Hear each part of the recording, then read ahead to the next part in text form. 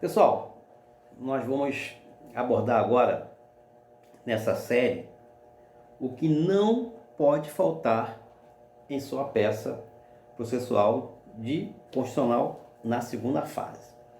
Então, vou falar de todas as nossas peças, né, que a gente está estudando aí, nesse estudo conjunto, compartilhamento de conhecimentos.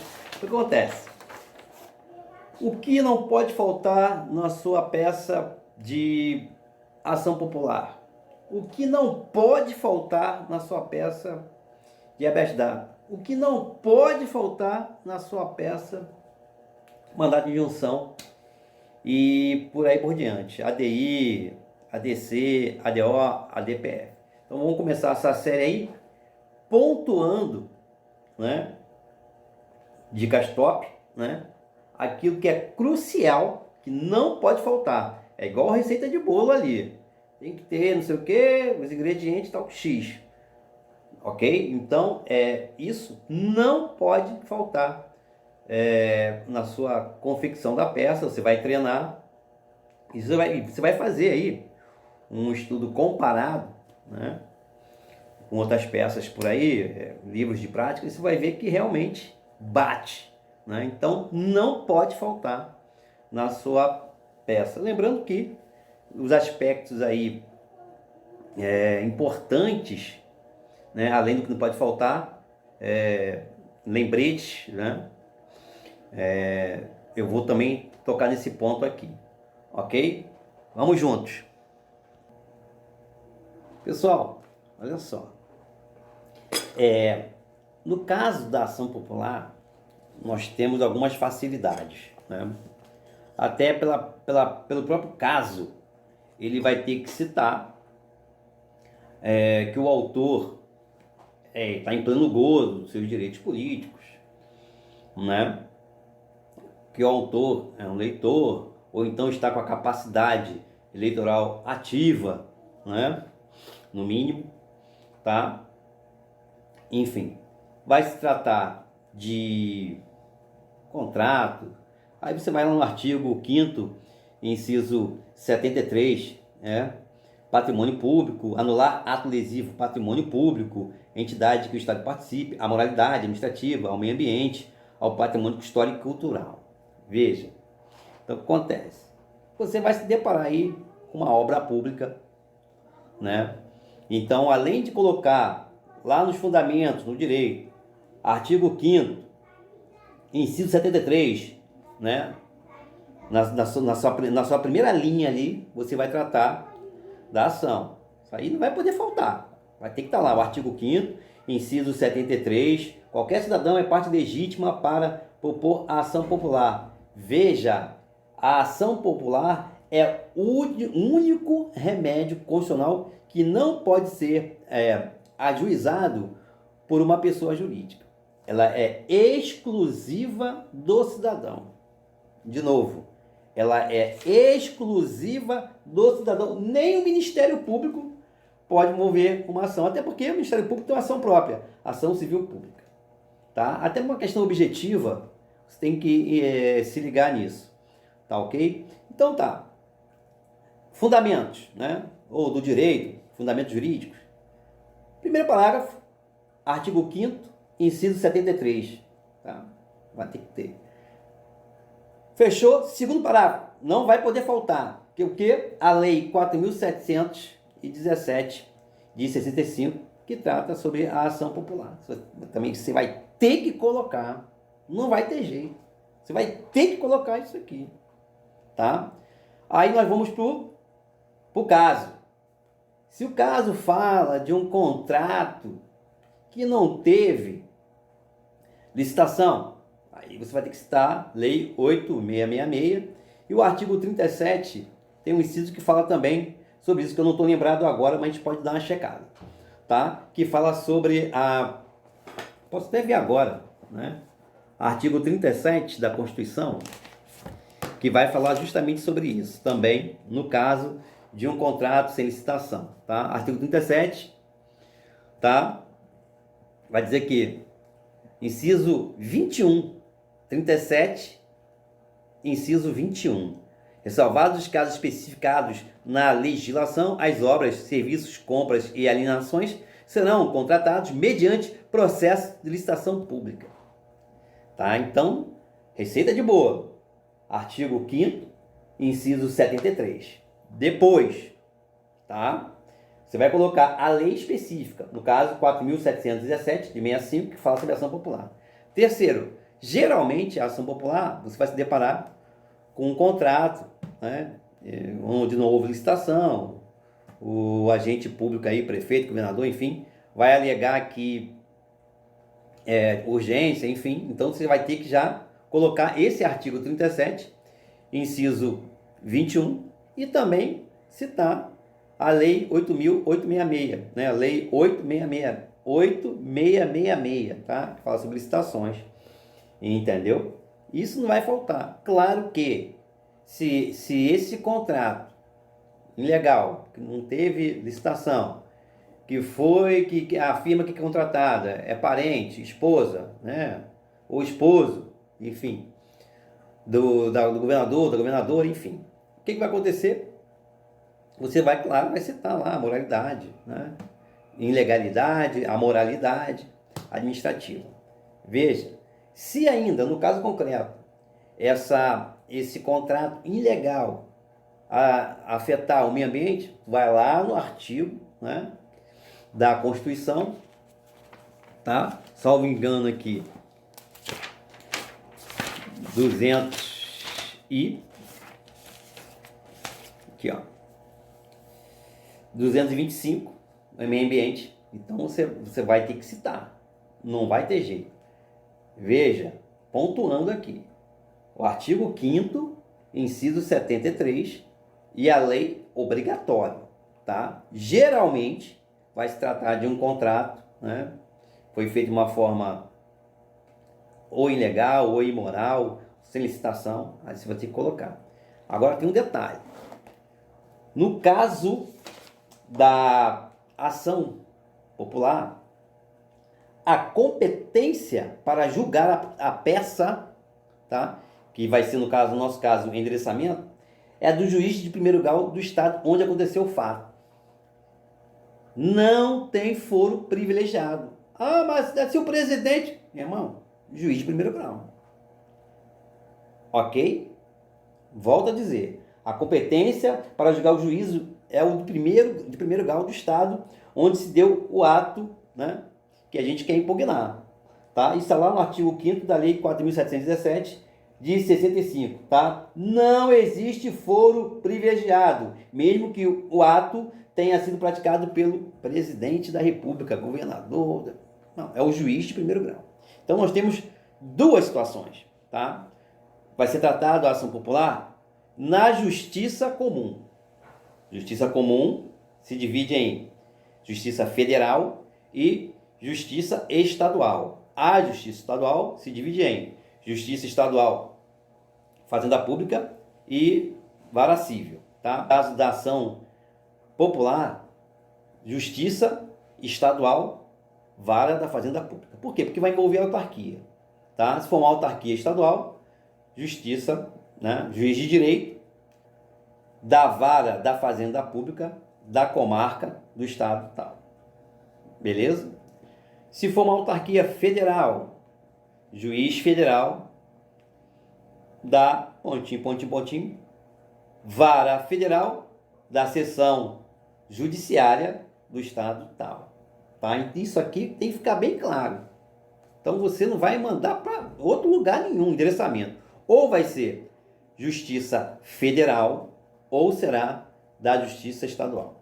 Lembrando que justiça estadual, geralmente, por se tratar de uma autarquia, envolver dinheiro, né, entre o poder público e, no caso, o cidadão que vai fazer a petição, vara da fazenda pública. Então fica muito fácil a ação popular. Outro lembrete importante que não pode faltar na sua peça da ação popular. No artigo 319, tá, do Código de Processo Civil, não vem nacionalidade. Lá no artigo 319 inciso 2. Não vem nacionalidade, mas é de bom tom colocar nacionalidade. Também não vem no artigo 319 inciso 2, o RG, né? Cédula de identidade. Também é de bom tom você colocar o RG. Cédula de identidade, número tal, ou o RG, tá? O CPF ele já diz aqui. E detalhe, no caso da ação popular, você tem que colocar depois do CPF, né, o endereço, depois do CPF, depois do endereço eletrônico, né, você pode colocar ali, ou até antes, enfim, você tem que colocar, o que importa é que você tem que colocar o número do título de eleitor. Tá? A ação popular, você tem que acrescentar, né, o que falta lá no artigo 319, inciso 2, no tocante da ação popular, o número do título de eleitor, né, do autor, da autora. Só que tem um detalhe crucial. Tá? A pessoa tem que estar em pleno gozo dos seus direitos políticos. Tá? Então nós temos que fazer uma observação aí. Pegadinha aí. Por isso que você não tem que decorar nada. Você tem que entender. Veja, a partir do momento que você tem 16 anos, tirou seu título de eleitor, você pode o quê? Mover uma ação, né? Ajuizar ou propor uma ação popular. Tem título de eleitor? Beleza. Agora tem um detalhe que eu vou falar agora para vocês aqui. Você tirou seu título de eleitor aos 16 anos, está lá, está com o título lá, título de eleitor. Tranquilo. Só que é o seguinte, por questões pessoais, trabalhistas, enfim, está sempre viajando, você não votou. Há 10 anos sem votar. 20 anos sem votar.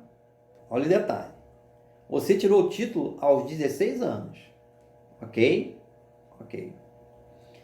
Só que, por questões trabalhistas, questões pessoais, né, você não votou.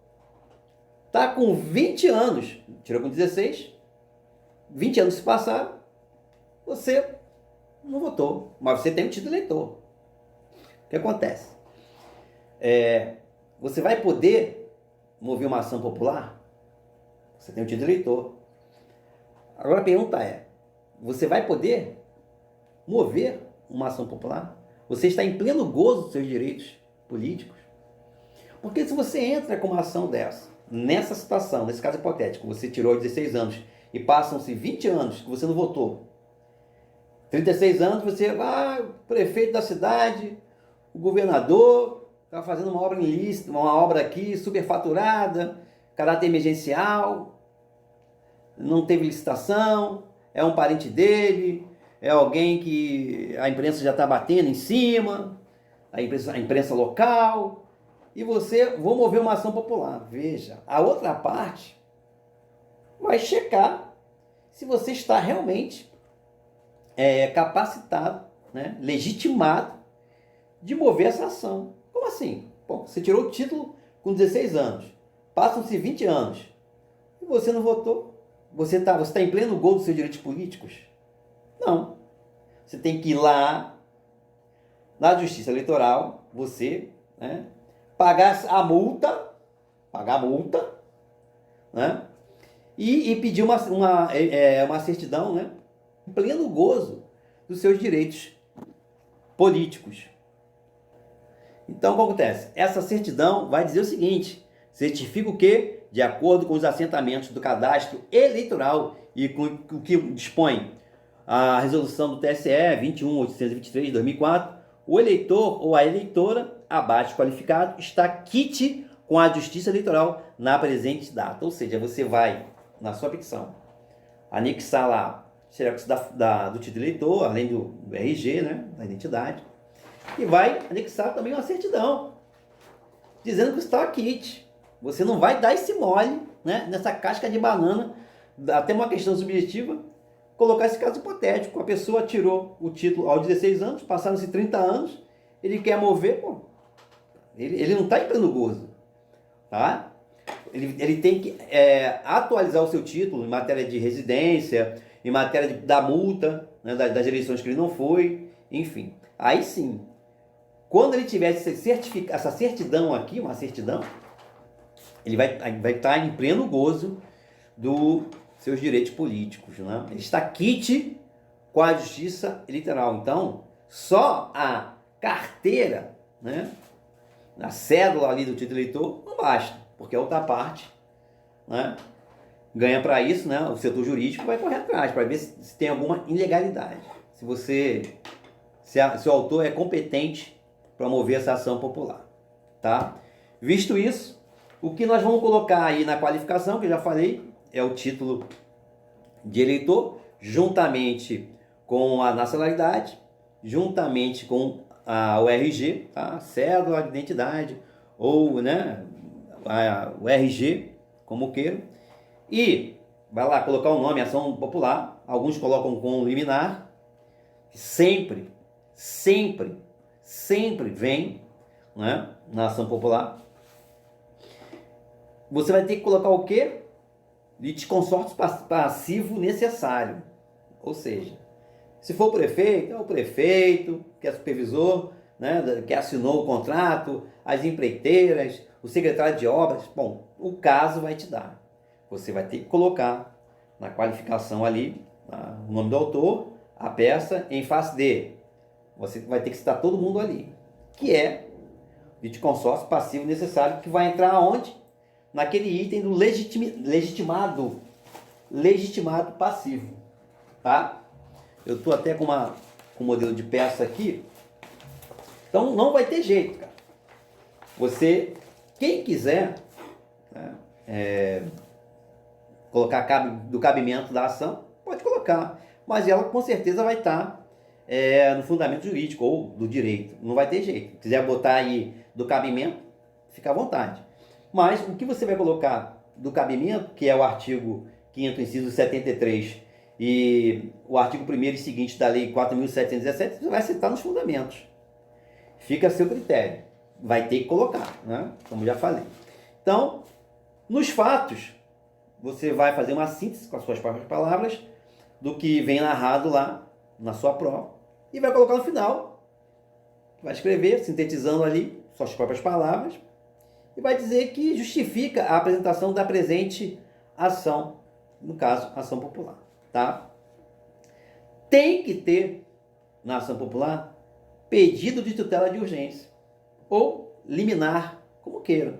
Tem que ter. Você vai dizer ali o motivo da tutela de urgência, está lá no artigo 5º, parágrafo 4º da Lei 4.717, da lei própria, né, da ação popular. Artigo 5º, parágrafo 4º, você vai ter que citar. Por se tratar da ação popular ser um procedimento comum, ordinário, e não um rito especial, o que acontece?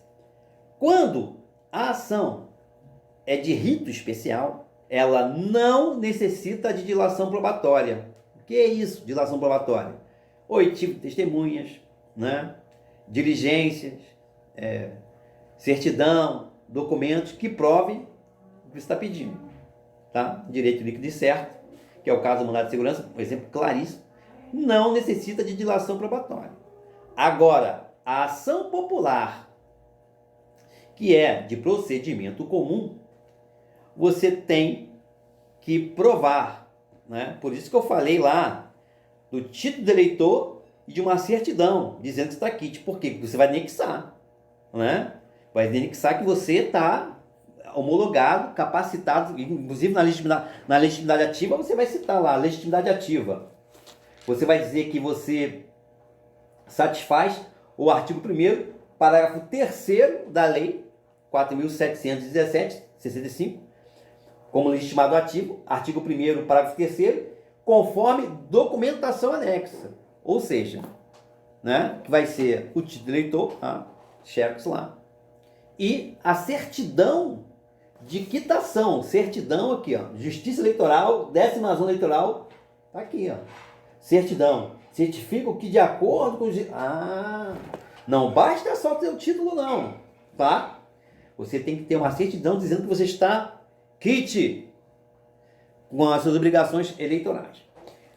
Da legitimidade ativa, você vai ter que colocar artigo 1º, parágrafo 3º da Lei 4.717, de 65, vai dizer lá, o autor participa, né, da defesa dos direitos, né, difusos, tá? Interesse da administração pública, da sociedade, tá? Está em pleno gozo dos seus direitos políticos, conforme a documentação anexa, tá?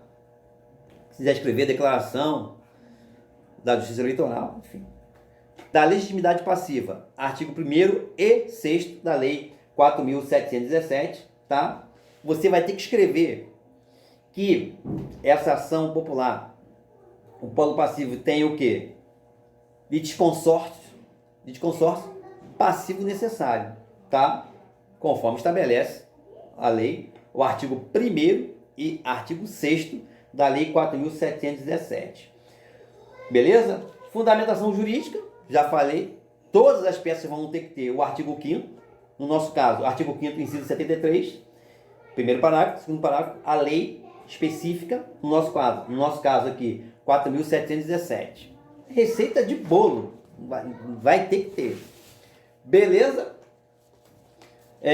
Dos pedidos, no caso, você vai ter que pedir a concessão da tutela de urgência para que possa interromper, suspender aquela obra ou aquele contrato, tá? Suspensão do contrato, impugnado. Tá onde isso? Artigo 5º, parágrafo 4º da Lei 4.717. Não vai ter jeito, tá? Você vai pedir também que seja julgado procedente o teu pedido, né? Já que você está alegando ali que está diante de um ato lesivo, né? A citação dos réus, nos seus respectivos endereços e sedes, prefeito, governador, as autarquias, né? O empreiteiro, todo mundo, tá? Isso está lá no artigo 6º, parágrafo 3º da Lei 4.717, de 65. É obrigatório, né, a intimação do representante do Ministério Público, tá? A lei diz lá no artigo 7º, inciso 1, a linha A, da Lei 4.717, de 65, você tem que intimar o representante do Ministério Público. Você também vai pedir nos seus pedidos lá a condenação do réu em custas e honorários advocatícios. Está onde isso? Artigo 11 da Lei 4.717 de 65, tá? Também você vai colocar como item do pedido produção de todos os meios de provas em direito admitidas. Por quê? Porque não é um rito especial, né? É um rito ordinário, comum. Precisa de quê? De dilação probatória. Então, quando você faz esse pedido aqui, a produção de todos os meios de provas em direito admitidos, se o juiz, né, com a sua petição ali, necessitar, ele vai fazer diligências, enfim, tá? E a juntada de documentos em anexo. Esses documentos em anexo, é lógico, vai constar seu título de eleitor e a sua certidão de quitação com a Justiça Eleitoral. Veja, alguns autores de prática de peça processual constitucional, por se tratar de um rito, né, ordinário, comum, eles citam o artigo 319, inciso 7 do CPC, que nada mais é que, em cumprimento ao artigo, né, 319, inciso 7 do CPC, opta pela realização de audiência de conciliação e mediação. Por que ele coloca isso? Porque faz parte do rito comum, tá? Ordinário. Beleza? Então fica aí essas dicas cruciais para a nossa receita de bolo, que não pode faltar esses ingredientes. Ok? Vamos em frente.